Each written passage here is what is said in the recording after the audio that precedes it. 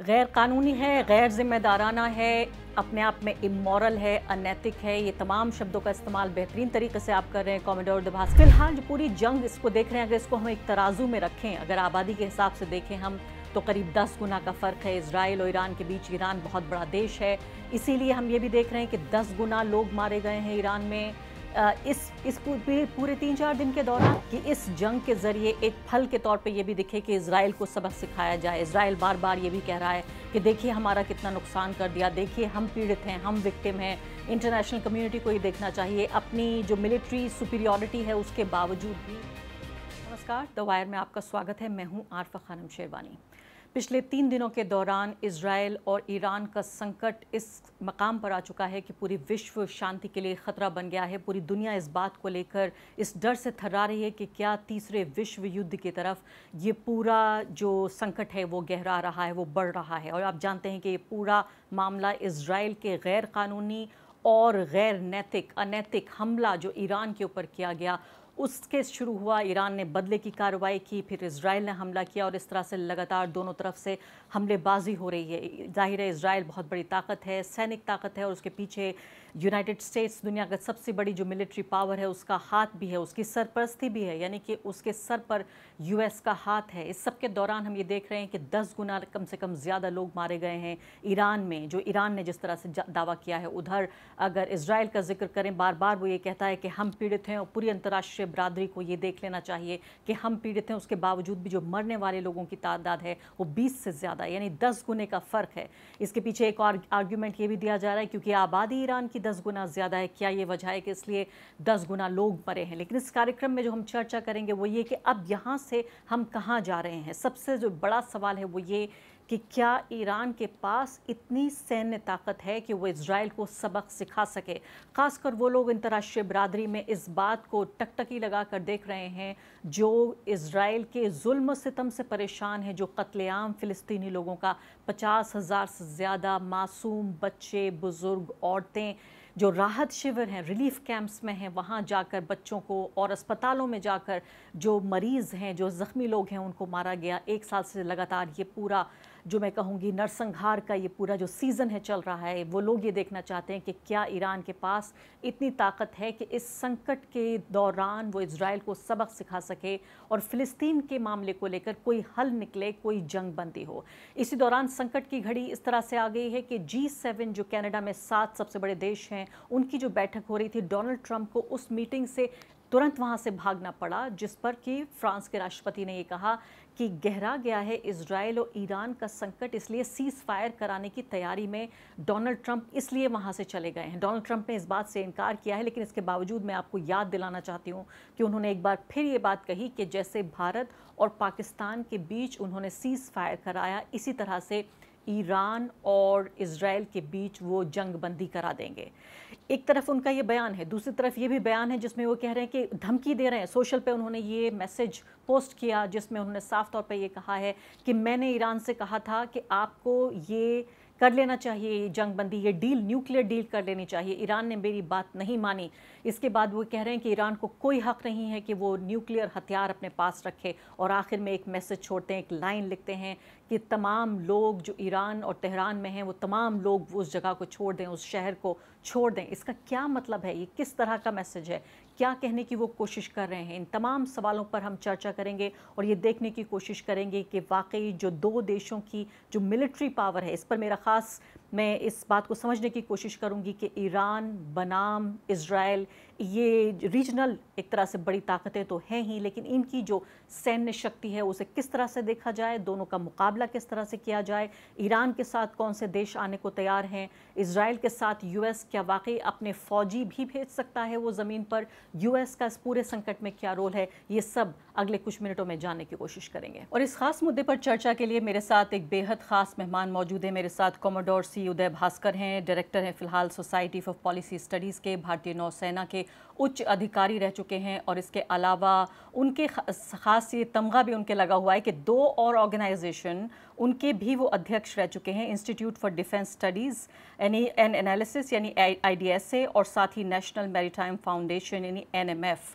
यानी भारत में बहुत कम ऐसे जानकार हैं जो रक्षा और सुरक्षा के मामलों और अंतर्राष्ट्रीय मामलों पर इतनी गहन रिसर्च करते रहे हैं, उन्हें फर्स्ट हैंड इन्फॉर्मेशन भी है। और फिलहाल जो ये संकट चल रहा है, जो वेस्ट एशिया का संकट है, उसको भावनात्मक नहीं, किसी भी विचारधारा के स्तर पर नहीं, बल्कि बहुत ही ऑब्जेक्टिवली दूर रहकर इस संकट को देख रहे हैं। सबसे पहले कॉमोडोर उदय भास्कर, बहुत बहुत स्वागत है आपका हमारे लिए समय निकालने के लिए। पहला सवाल मेरा आपसे यही होगा कि G7 को लेकर, ये जो 7 बड़े देश हैं पूरी दुनिया के, माना जाता है कि बड़ा ही शक्तिशाली समूह है, Canada, France, Germany, Italy, Japan, UK, US, हमारे देश के प्रधानमंत्री भी वहां पर भाग लेने के लिए गए हुए हैं। इसमें कनाडा में ये पूरा कार्यक्रम हुआ। चर्चा तो हुई ईरान को लेकर, इजराइल को लेकर, लेकिन चर्चा बड़े ही सेलेक्टिव तरीके से हुई कि ईरान को कोई अधिकार नहीं है कि वो न्यूक्लियर हथियार रखे, लेकिन इजराइल के मामले में पूरी खामोशी रही।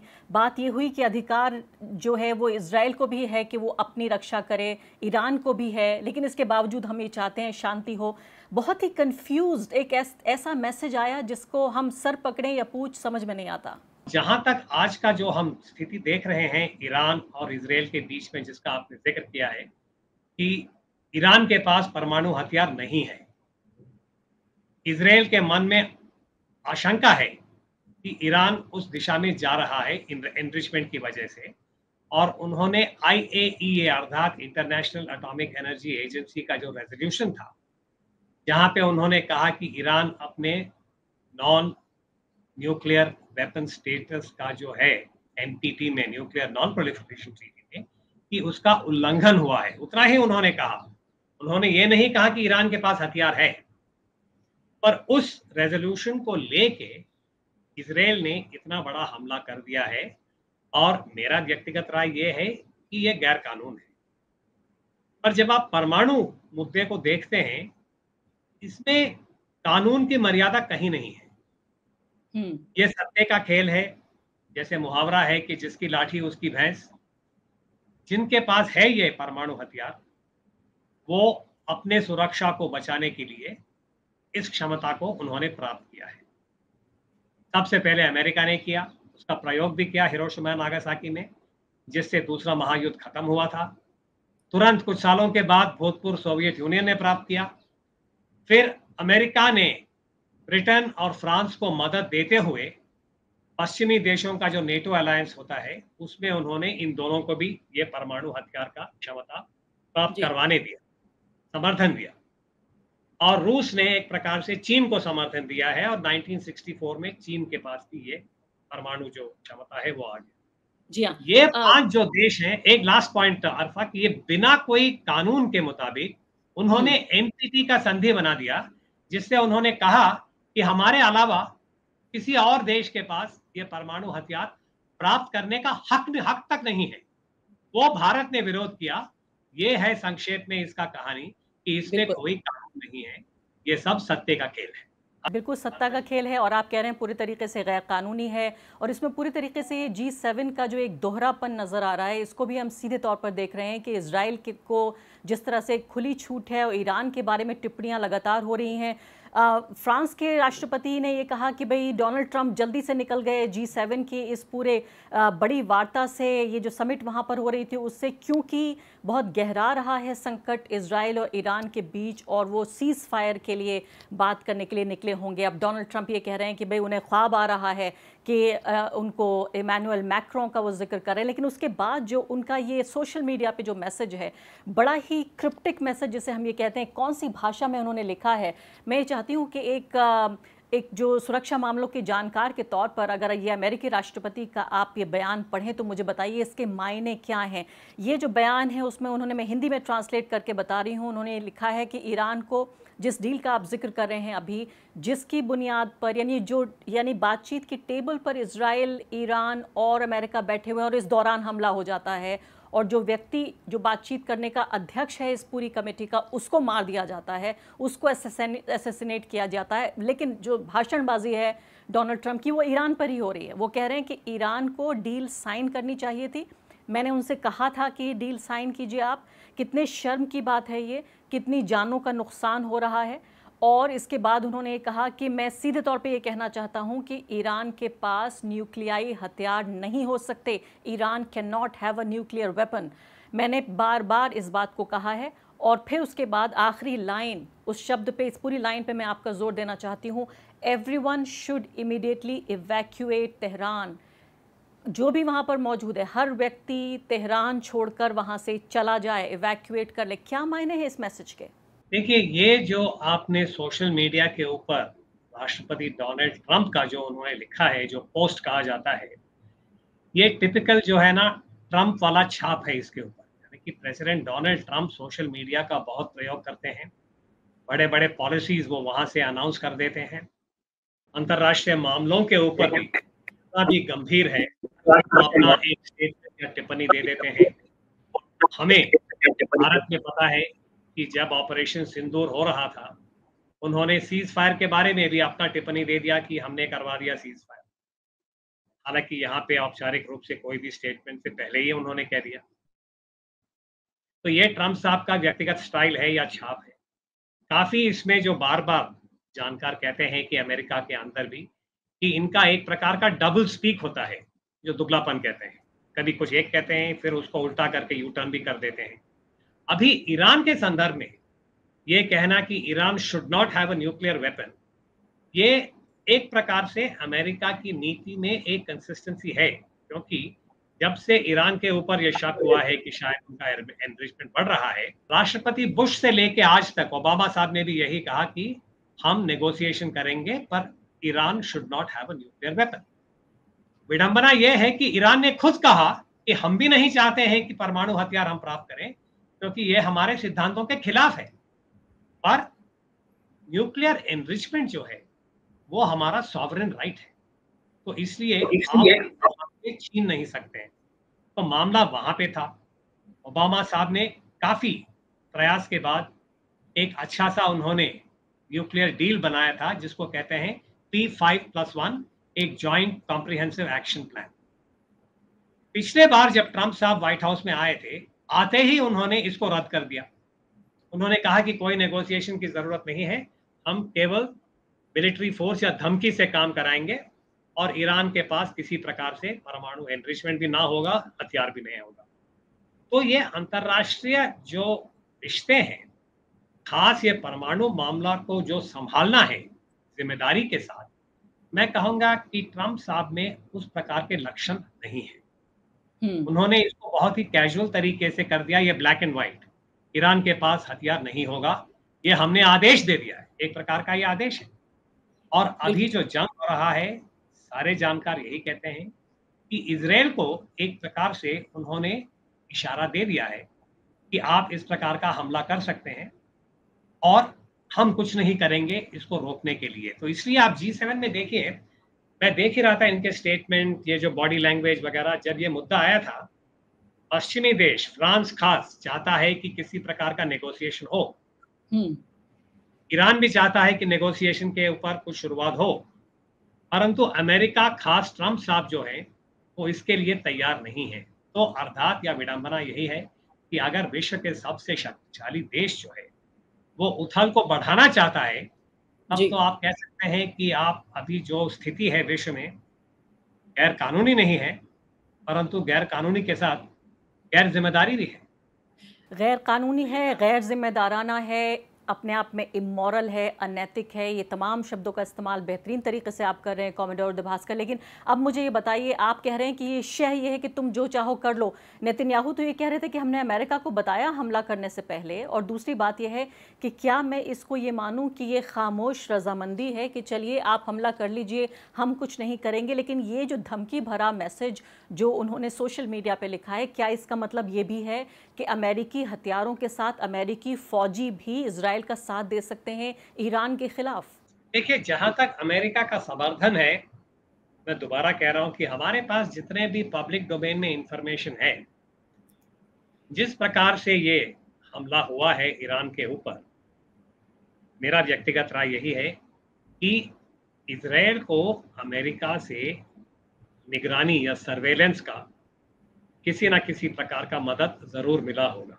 वरना अगर आप पश्चिम एशिया का मैप देखेंगे, आप देखिए इजराइल कहाँ पे है और ईरान कहाँ पे है।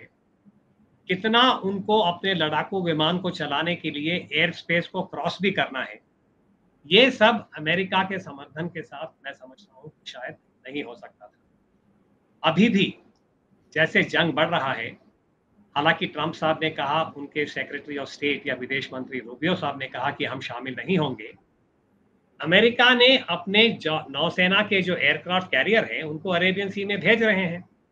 क्यों भेज रहे हैं? इसी प्रकार का, क्योंकि जैसे हमने ऑप्स सिंदूर में भी कहा है कि पाकिस्तान को शायद चीन से काफी मदद मिला था ये नेटवर्क सेंट्रिक वॉरफेयर और सर्वेलेंस के लिए, कमांड एंड कंट्रोल के लिए, क्योंकि अभी टेक्नोलॉजी की वजह से जो एयर डोमेन में जो जंग होता है वो बहुत ही तकनीकी हो गया है। Beyond visual range BVR missiles का प्रयोग हो रहा है। तो ये सब आगे बढ़ाने के लिए टैक्टिकल दृष्टिकोण से आपको काफी modern surveillance, electronic warfare, command control, ISR जो कहते हैं, ये सब चाहिए। तो इस जंग में अर्थात इजराइल ईरान के बीच में मुझे लगता है कि अमेरिका इस प्रकार का समर्थन दे रहा होगा, वरना इजराइल को इतना टैक्टिकल सुपीरियरिटी मिलना ईरान के ऊपर मुश्किल हो सकता था। तो इसलिए ये मेरा व्यू है। इसी से मेरा अगला सवाल जी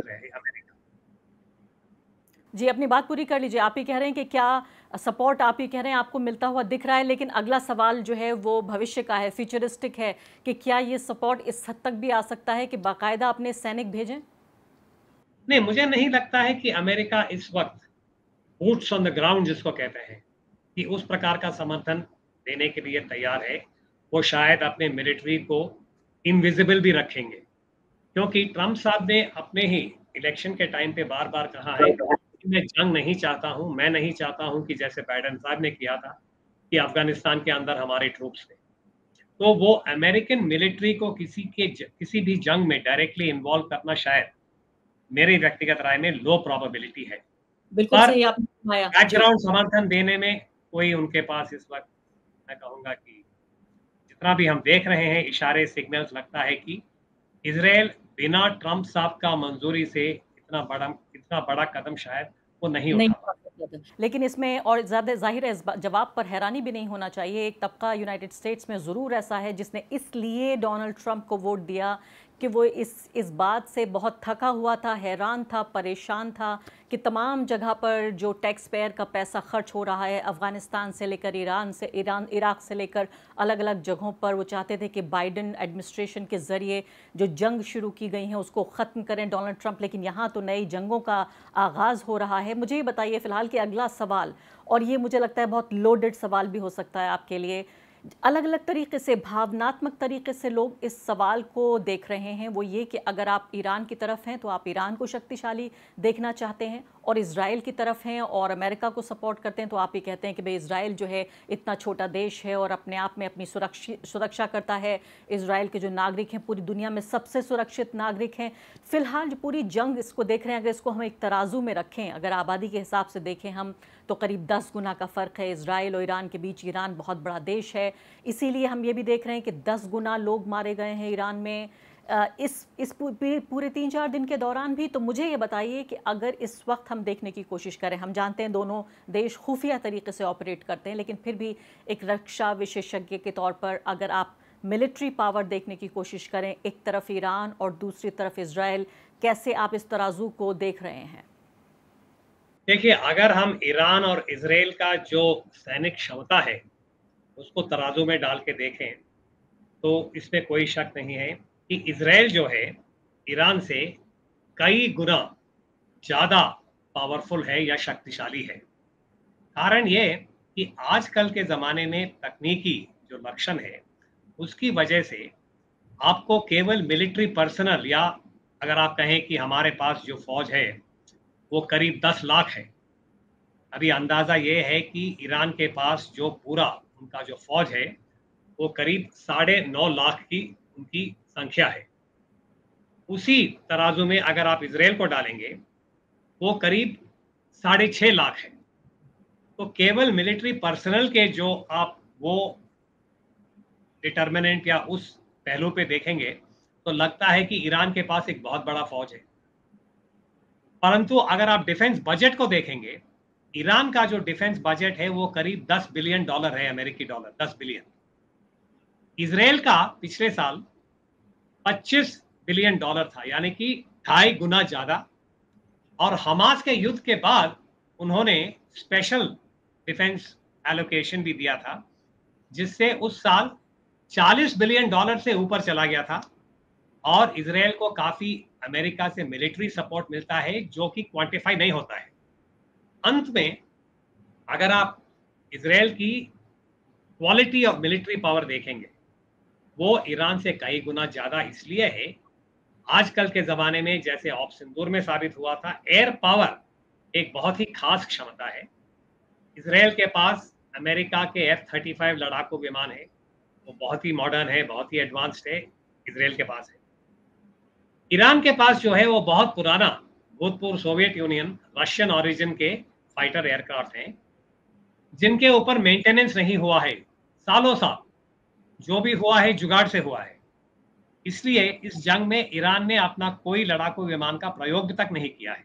तो अर्थात यही कि अगर आप पूरा संपूर्ण तरीके से देखेंगे, जिसमें आप क्वालिटी और क्वांटिटी और मेंटेनेंस, क्योंकि किसी भी मिलिट्री इक्विपमेंट का मेंटेनेंस उसको सही प्रकार से रखना बहुत जरूरी है। इन तीनों पहलुओं के ऊपर अगर आप देखेंगे तो इजराइल ईरान से कई गुना ज्यादा है, कई गुना सुपीरियर है।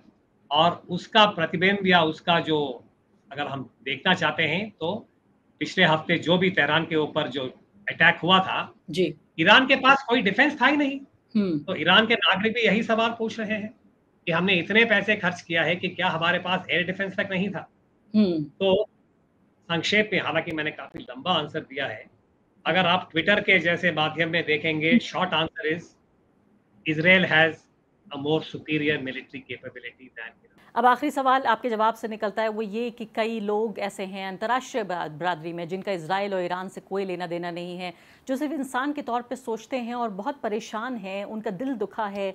50,000 से ज़्यादा फ़िलिस्तीनी नागरिकों का कत्लेआम हो चुका है। वो चाहते हैं कि इस जंग के ज़रिए एक फल के तौर पर यह भी दिखे कि इजराइल को सबक सिखाया जाए। इजराइल बार बार ये भी कह रहा है कि देखिए हमारा कितना नुकसान कर दिया, देखिए हम पीड़ित हैं, हम विक्टिम हैं। इंटरनेशनल कम्युनिटी को ये देखना चाहिए। अपनी जो मिलिट्री सुपीरियॉरिटी है उसके बावजूद भी ये बार बार कहने की कोशिश हो रही है। क्या आपको लगता है कि ईरान अपनी इस लिमिटेड ताकत के बावजूद इजराइल को सबक सिखाने की स्थिति में है? क्या इस दौरान, इसी पूरे सवाल में, क्या फिलिस्तीनी लोगों के लिए कोई इंसाफ, कोई एक ऐसी आस की घड़ी आप देखते हैं? ये सवाल जो अंत में आप पूछ रहे हैं, ये बहुत ही जटिल सवाल है और ये बहुत ही एक अहम सवाल है। इसके ऊपर तो एक पूरा सेशन अलग होना चाहिए। पर संक्षेप में मैं यही कहूंगा कि अगर आप इतिहास को देखें, इजराइल का इतिहास, बार बार वो कहते हैं कि दूसरे महायुद्ध में जर्मनी और अडोल्फ हिटलर ने जो किया था, हॉलोकास्ट जिसको कहते हैं, जिसमें करीब 60 लाख जूइश नागरिक यूरोप के मारे गए थे गैस चेंबर में। एक बड़ा अच्छा किताब है जिसमें वो कहा जाता है कि what resistance could the Jews offer against Germany. Hitler के जो जनरल्स और उनका जो भी था पावर उस वक्त जूस के सामने, वो किस प्रकार का सामना कर सकते थे। तो उनके पास कोई हथियार तो नहीं थे। तो एक जूइश फिलोसोफर है, राइटर, जिन्होंने कहा कि हमारे पास केवल मॉरल स्ट्रेंथ था। हम पूरा विश्व के सामने यही दिखाना चाहते थे कि जर्मनी ने अपने जिम्मेदारी छोड़ के, जैसे हमने कहा कि गैर जिम्मेदारी स्थिति है किसी भी देश में, उन्होंने इस प्रकार का कदम उठाया है। और पूरा जो विश्व है, और जब तक इंसान पिछले महायुद्ध को याद करेंगे, जूइश लोगों के साथ जो भी हुआ है वो एक हॉलोकास्ट की तरह एक परमानेंट छाप बन गया है। और जूस के पास एक ही विकल्प था, वो था मॉरल स्ट्रेंथ। तो अभी जो इजराइल ने किया है हमास के युद्ध के बाद, इजराइल इस वक्त ईरान के ऊपर जो हमला कर रहा है, जबकि ईरान के पास कोई खास सैनिक क्षमता नहीं है, ये जंग जो है गैर कानून भी, जैसे हमने कहा है, गैर जिम्मेदार भी है और गैर इंसानियत भी। यानी कि जो इंसानियत के जो दायरे हैं, क्योंकि अंतर्राष्ट्रीय जंग भी, इंटरनेशनल रिलेशंस में जंग के भी कुछ मर्यादा होती है।